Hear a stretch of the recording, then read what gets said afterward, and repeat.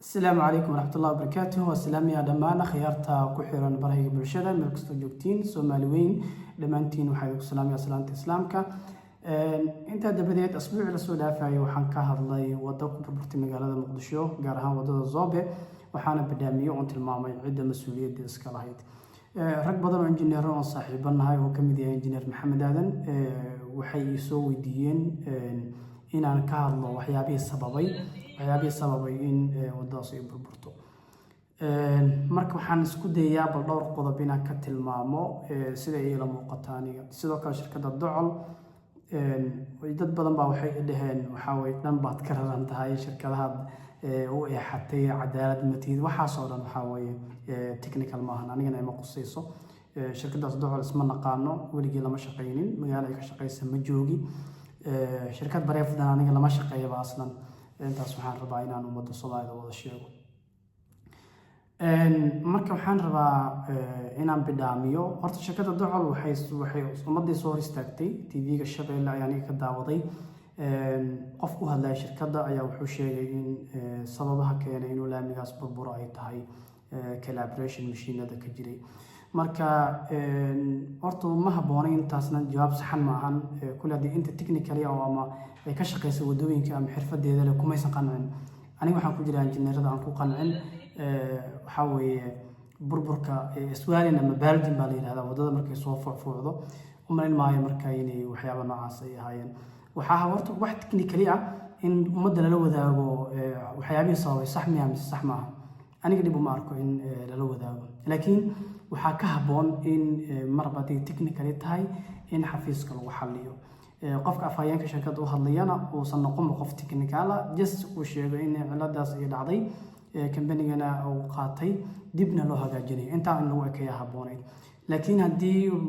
marba laga hadlayo waxaa wanaagsan qof engineer ah wixii fahamsan problemska jiro dhan ummadda u bayaamin karo waxa weeye possible yani waxyaabihii sababayna si saxan ugu sheegi karo inuu u hadlaa habboonayd intaa markaan ka soo gudbo muuqaalkii marka waxa ku saabsan yahay aniga hadda ma joogi magaalada Muqdisho shirkadana lama shaqeeyo si saxan uma ogaan karo waxyaabihii sababay laakiin asphalt isweelin ama asphalt baljin waxyaabaha sababo possible causeska ayaan tilmaami doonaa insha Allah ta'ala qodobka koobaad ee sabab waxa water infiltration waxa weeye in biyaha ay dhex galaan laamiga kadibna leeyarada kale u gudbaan sida tusaale meel crack uu ka jiray compaction-ka oo yaraa waxyaabahaas baa sababa marka biyaha inay dhex galaan laamiga kadibna leeyarada kale u gudbaan waa qodobka ugu horeeya ee badanaa asphalt isweelinka ama asphalt baljinka sababa weeyaan laakiin mid ayada hadda ma jirto oo roob kama diin magaalada Muqdisho oo laba asbuuc ka hor baheed ama waqti dhow baheed marka waxa la xaqiijiyay inuu roob ka diin qodobka labaad ee sababa inuu laamiga soo fuuqo waxa weeye poor combustion of base course haddii wadada waxay leedahay systemyo ay isugu xirxiran tahay ama lakabyo ay leedahay isku xirxiran marka AC-ga ama asphalt concrete oo daamurka madow ee soo fuuqay lakabyadii ka horeeyay haddii ay khaldan yihiin asagana ma hagaagi doono marka base course-ka waa lakabka ka hooseeyo AC-ga ama asphalt concrete oo daamurka madow ah marka haddii lakabkii ka hooseeyay base course-ka ahaa aan si fiican loo compact garaynin materialka loo isticmaalayna gradingkiisa uusan fiicnayn yani base course-ka badanaa waxa weeye markii wadada system lakabyada wadada waxay leedahay earthwork layers iyo pavement layers waxa la jiro marka mar haddii la soo gaaro base course layer waxa la economic layers marka waa cost aggregate iyo fine aggregate iyo stabilization haddii uu yahay shimito ayaa lagu daraa ama lime ayaa lagu daraa haddii marka lakabkaas uu khaldanaa waxba shirkadda Docol ayay isku lugoyn hadda mana xallin karaan ilaa waxa weeye kii hore ay soo xalliyaan quraan alif ka hadlaa albaqar kama hagaagay jireen marka waxa haddii yani lakabkaas markii asaga si fiican loo soo garaacana waxa kale oo wanaagsan lakab kala jiro oo la yiraahdo prime coat MC30 ama tack coat marka waa oolyo lagu shubo top of base course-ka korkiisa lagu shubaa si AC-gana ay u soo dhaweyso laamigi yani waa lakab oolyo ah oo isku xiro maxaa la jiray lakabyada dhammaan voidska iyo waxyaabihii ii sheegay maxaa la jiray base course-ka uu lahaana waxaa weeye dhammaan wada daboosho sida midda ku horeysana isku xirto oo waxaa weeye laamigii iyo base course-kana isqabsigiisa door muhiima ka qaadato marka haddii lakabyadii ku horeeyey ee khaladaadka jirayna waxba shirkadda docol ayayna isla goynin waxaa weeye asphalt swelling ama bulging wuu sii jiri doonaa marka qodobka labaad ee sabab waxaa waaye poor compaction of base course ama subbase hataa subbase ku hooseeyay laftiisa waa lakabyada loadka distribution ku sameeya waayo traffic flow-ga wadada dul marayo culeyskooda leeyarada waxaa waaye distribution ka sameeyo subgrade-ka u baaso culeyska weeyaan marka haddii lakabyadaas systemkaas uusan si saxan loo soo sameynna way sababtaa asphalt swelling ama asphalt bulging qodobka saddexaad aan isleeyahay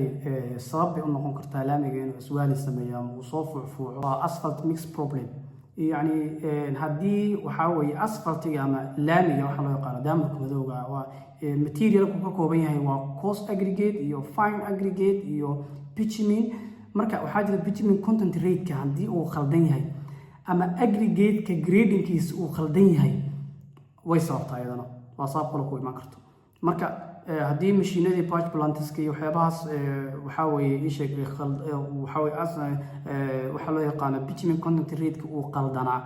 أو يعني سيجس وكبدية يعني وحاول ريتك وحكو حرية بروجكت نوع الله الشقيناي مركا هدي بيتشمين كونتنت ريتك وبدنا أما جريدين كي محلو يقانو أما ويرا أما أحبنا لهم هيرا يعني ديزاين كي لوجو تلقى بروجكت سبيسيفيكيشن كدوسا وافق سنين خالد كسو إيمان كرا سوالين كو إيماوا مركا ميكس ديزاين كي أو شيء أو AC كدو خلدنانا أيضا هو يساوي كرتا مدة أيضا بيكاش عمان كران أو هذه AC بروبلم كوها عادنا الله فيقي